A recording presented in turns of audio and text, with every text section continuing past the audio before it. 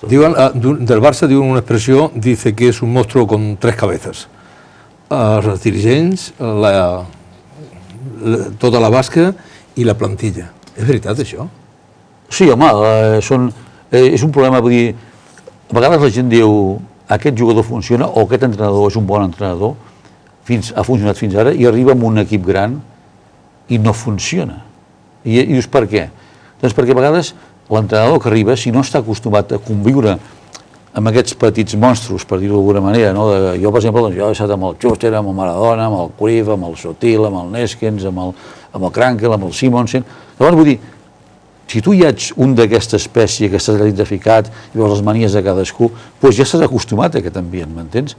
En canvi, tu te'n vas amb un equip de futbol, amb tots els respectes, no sé, el Salamanca o el Valladolid, o fins i tot el Sevilla, i ja no hi ha tanta figura, no hi ha tanta estrella. Llavors la gent, per l'entrenador, és més fàcil fer anar tothom al rengle. Aquí tothom té les seves manies, en aquests moments quasi, jo diria que cada jugador és una multinacional, el que no juga ràpidament l'endemà tens allà al club el seu mànager que diu, escolta, mi pupil·lo no pot estar 2 dies parat perquè m'entens? Per tant, és una cosa diferent i per tant és més difícil de portar a terme. Escolta, i lo teu amb el Cruyff, té arreglo o no té arreglo? Què va passar?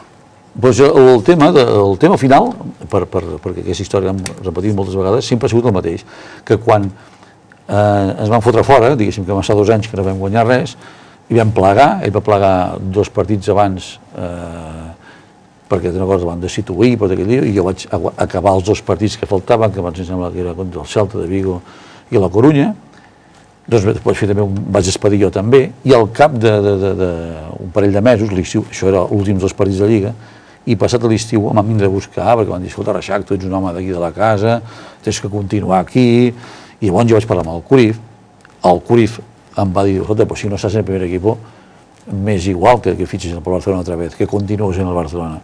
Bueno, jo vaig anar a fitxar pel Barcelona, em vaig estar apartat del primer equip, que vaig estar, diguéssim, un parell d'anys que no vaig ni entrenar, diguéssim, ni res, però, bueno, el lío, doncs, al final, és perquè jo vaig continuar quan ell va marxar, no? Vull dir que...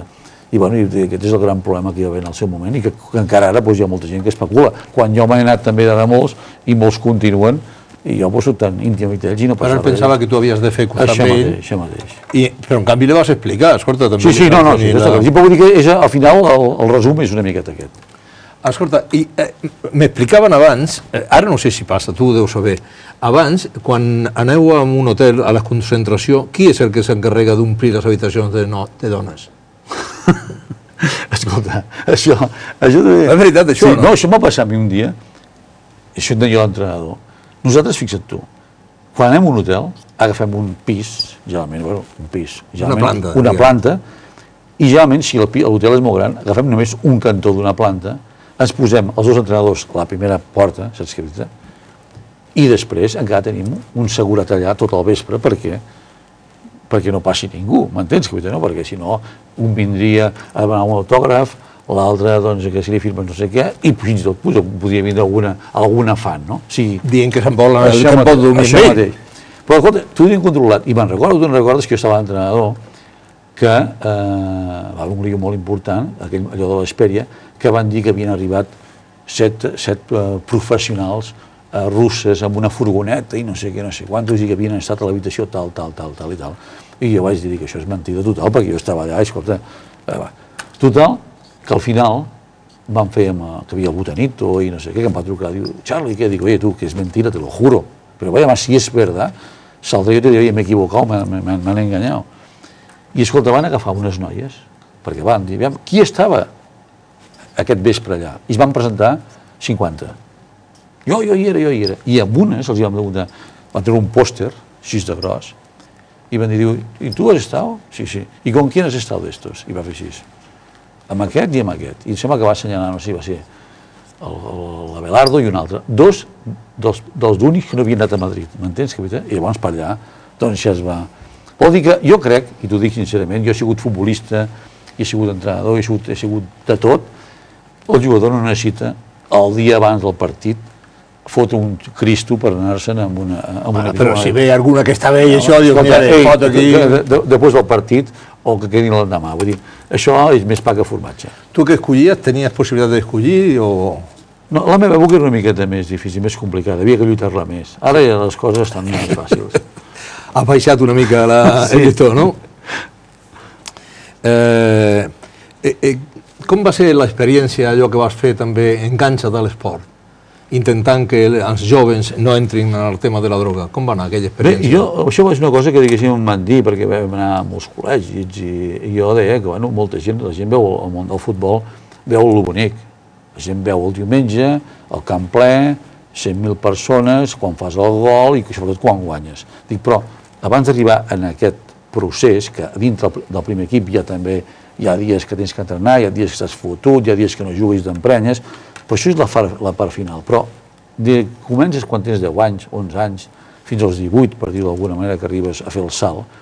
Dic, vosaltres heu de tenir en compte que hi ha molta gent que s'emporta un desengany. Un nano que es pensa que serà futbolista amb 13, 14, 15 anys i quan té 15 anys li diuen, escolta tu, no serveixes.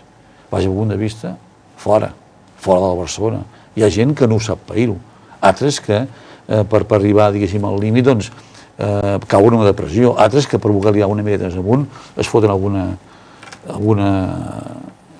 alguna pastilla per dir aviam si et corro més, m'entens? Vull dir que tothom prova i llavors a vegades en petites tonteries arribes a un estatus que a 18 anys pots caure amb això de la droga.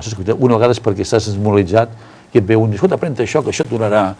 I quan tu ets una criatura, doncs, home, es fot allò, m'entens?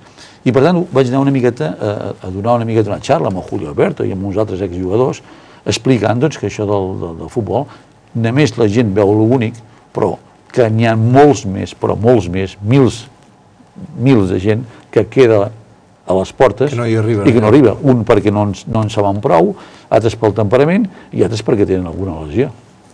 Però, de qualsevol manera, veus que la gent, els joves de Catalunya són joves amb ànim i espírit... Sí, jo crec que sí. Vull dir, el problema avui en dia... Jovents sants i... Sí, vull dir, a més ara hi ha un gran avantatge, que la gent les coses les explica. Abans, quan a la nostra època, la gent fumava, per exemple, i per què? Perquè veien el Humphrey Bogart que fumava. O un artista d'aquest cine sortia fumant i doncs, un xaval jove deia, si aquests fumen, jo també. Ara, amb la informació que hi ha, que t'expliquen que fumar és dolent, que això fa això, que això produeix l'altre. Vull dir, el que s'enganxa en una cosa d'aquestes és ben bé perquè vol, no? Vull dir, perquè és un inconscient. Per tant, crec que la gent, avui en dia, la joventut, està molt més ben preparada i molt més ben informada que estàvem nosaltres a la nostra època. I tu que has estat de jugador, d'estrenador i d'espectador també, i de moltes coses més, quan es pateix més? Estan a fora, dintre? No, estan a fora. El millor de tot és jugar.